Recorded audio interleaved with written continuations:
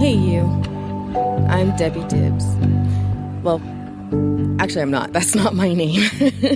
That is a pen name because or mic name. I guess as a podcaster, I'm going to call that a mic name because I'm doing this show anonymously. And once I get into the content, you'll understand why. I need to do three things. I need to heal, and I heal by coming to the microphone and letting things out. Some people journal. I'm doing that too, as you'll hear in a minute. 2, I want to create a safe space where if you resonate with anything that's going on, that I'm talking about, that you know this is for you. And number 3, I have to do all that without tearing my family apart. That's a lot of responsibility. And if you are somebody who carries the burdens of your family, then you understand that. So I want to get back to that resonating with me part, because that's extremely important to me. I don't get on the microphone for me. I'm sharing this journey not just for my own release, but because it's really, really important that I not do this just for me. That's not who I am. I'm a helper. Also people pleaser, as you'll hear in a minute, but I'm a helper. And if my story can be something that you hear, if my journey to healing gives you encouragement, if maybe I help clear up some fog around therapy or the process or anything like that, or if you just are able to find commonality with my experience and not feel alone in yours, then I feel like this is definitely worth it. So I'm calling this show Calling Dibs. And it's a show that's been in the works since I was in middle school. Why do I say that? Because I'll explain on a later episode that the title comes from a book that I first read in middle school. I think it was 8th grade, and then in high school, and then in college. And I've read it again as an adult. And it just really resonates with me in my childhood experiences. So the book is not called Calling Dibs. But when I explain why the book resonates with me on a future episode, you'll understand why this podcast is called Calling Dibs. But aside from being related to the book, I'm also calling this podcast Calling Dibs because I have never owned my life.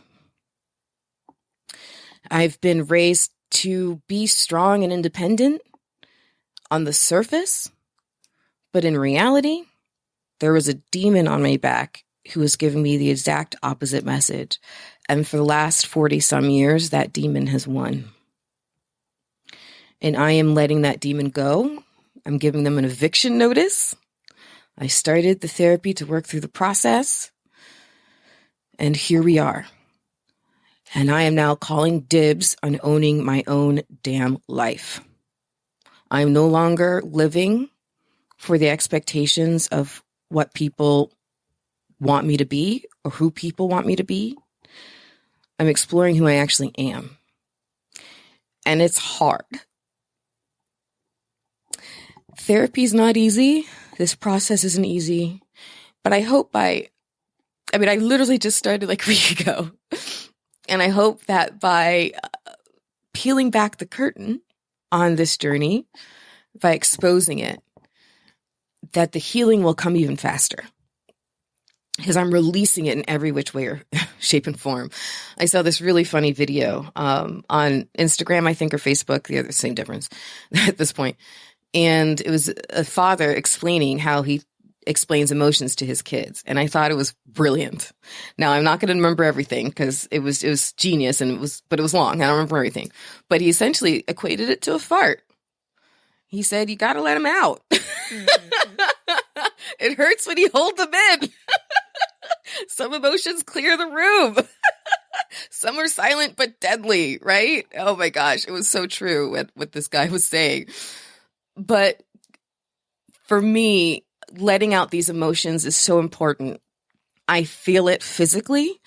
This holdback has been tremendous and burdensome.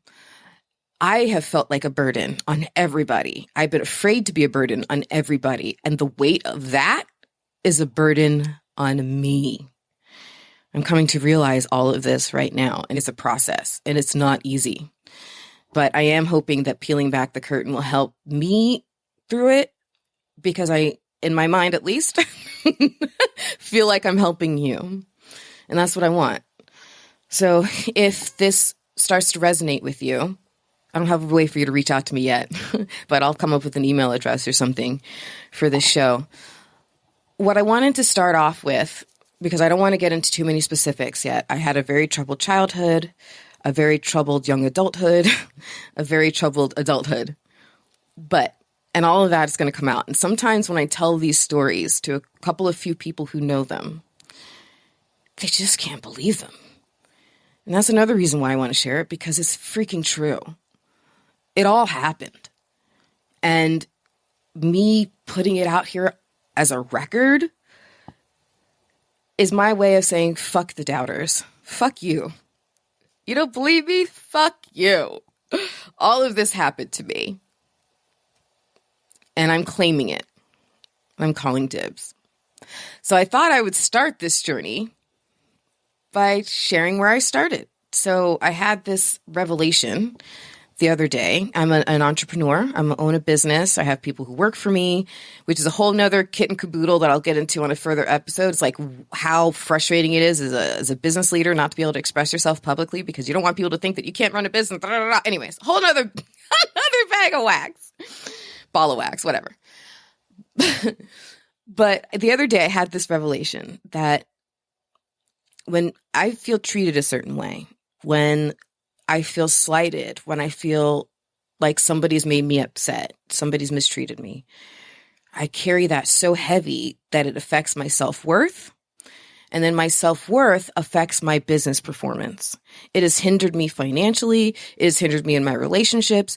This garbage that I've been carrying around like a backpack full of bricks for 40 plus years has been stifling. I need to let it go.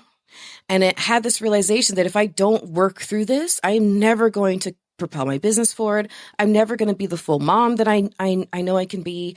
I'm never going to be the full wife that I know I can be to my future husband. And I want to be all those things. So in order to be all those things, in order to stop surviving, which is I've been in survival mode since I was 7, in order to stop surviving and to move into thriving, I have to deal with my shit. And it's not going to be easy. It hasn't been already. I've been crying more tears the last couple weeks than I have probably in the last couple months. But at the end of it, it feels really good. I kind of likened my last therapy session. After I've had it, I kind of thought about it this way because it was hard and I was crying and I was upset and it was tough and it was painful. But at the end, holy crap, did I feel good. I felt lighter. And I likened it to, if you know what a mud run is, then you know what I'm talking about already. But if you don't, essentially it's an obstacle course through the mud. And so you are slogging through it. You are belly crawling, Superman crawling through it.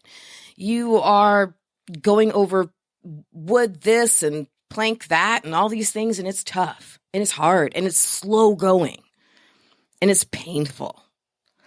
But then when you are removed from the mud, when you kind of are finally released from it, it's like you just propel forward and you're energized and you cross the finish line with your hands raised high and you're a smile on your face and you're so excited. And there might still be a little lingering pain, but damn it, does it feel good? That's what I think therapy is going to be for me. That's what it's been. And I hope that can be what it is for you, because it might be scary, but it's also going to be worth it. So I wanted to share real quick on this first episode, my first couple of journal entries. I've journaled off and on here and there, but I've never done it in this way. And this was guided by my therapist. She said to just start talking about how I'm feeling physically, how I'm feeling emotionally, how I'm feeling mentally. How do my shoulders feel? How does my jaw feel? How does my heart feel? Is my chest heavy? All those kinds of things. Just go through it and think about it and not, the most important thing, not judge myself for all of it. When I saw that note in the directions, I was like, oh, good Lord. I've learned to judge myself for everything. I judge myself for everything. Judge. So I'm trying not to do that. So if there's any judgments in my journal entries, It's me working through the habit and trying to release it. So here's the first one. And these were both made on the same day, about a half hour apart. But the first one, so it was the afternoon. I said, I'm feeling nervous and uncertain, yet also very calm and certain that I'm on the right path to finally figuring this all out and unblocking my path to thriving. But I am nervous about journaling. And I think in part, I'm nervous about getting to know me. What if I'm disappointed? What if I'm not a bulldog? That'll make sense on a later episode. What if I let myself down? Well, there's only one way to find out. And the path I've been on mentally hasn't served me either emotionally or financially. So it's time to call dibs. The second entry is about a half hour later. And I wrote this. I'm feeling empowered, like a little bit of my voice is back.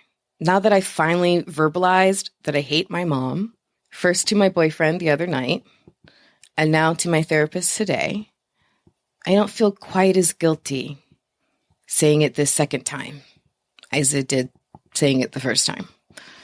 But both times, I was nervous and afraid I'd be judged for it. But now, I feel empowered.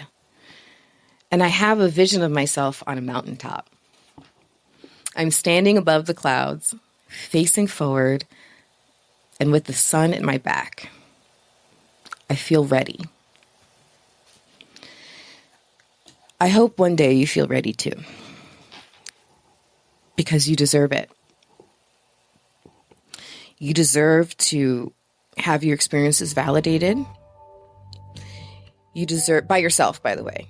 I'm learning to release the expectations of validation from people.